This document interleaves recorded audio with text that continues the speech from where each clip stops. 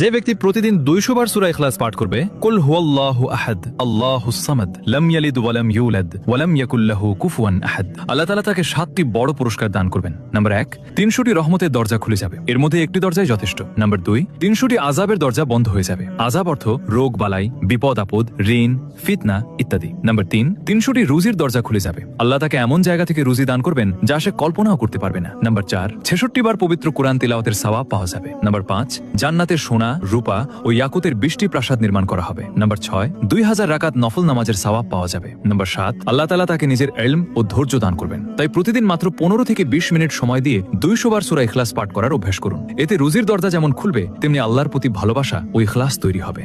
যে ব্যক্তি প্রতিদিন 200 বার সূরা ইখলাস পাঠ করবে, কুল হুয়াল্লাহু আহাদ আল্লাহুস সামাদ লাম ইয়ালিদ ওয়া লাম ইউলাদ ওয়া লাম ইয়াকুল লাহু কুফুয়ান আহাদ, আল্লাহ তাআলা তাকে 7টি বড় পুরস্কার দান করবেন। নাম্বার 1, 300টি রহমতের দরজা খুলে যাবে, এর মধ্যে একটি দরজাই যথেষ্ট। নাম্বার 2, 300টি আযাবের দরজা বন্ধ হয়ে যাবে। আযাব অর্থ রোগ বালাই, বিপদ আপদ, ঋণ, ফিতনা ইত্যাদি। নাম্বার 3, 300টি রুজির দরজা খুলে যাবে, আল্লাহ তাকে এমন জায়গা থেকে রুজি দান করবেন যা সে কল্পনাও করতে পারবে না। নাম্বার 4, 66 বার পবিত্র কোরআন তিলাওয়াতের সওয়াব পাওয়া যাবে। নাম্বার 5, জান্নাতের সোনা, রূপা ও ইয়াকুতের 20টি প্রাসাদ নির্মাণ করা হবে। নাম্বার 6, 2000 রাকাত নফল নামাজের সওয়াব পাওয়া যাবে। নাম্বার 7, আল্লাহ তাআলা তাকে নিজের ইলম ও ধৈর্য দান করবেন। তাই প্রতিদিন মাত্র 15 থেকে 20 মিনিট সময় দিয়ে 200 বার সূরা ইখলাস পাঠ করার অভ্যাস করুন। এতে রুজির দরজা যেমন খুলবে, তেমনি আল্লাহর প্রতি ভালোবাসা ও ইখলাস তৈরি হবে।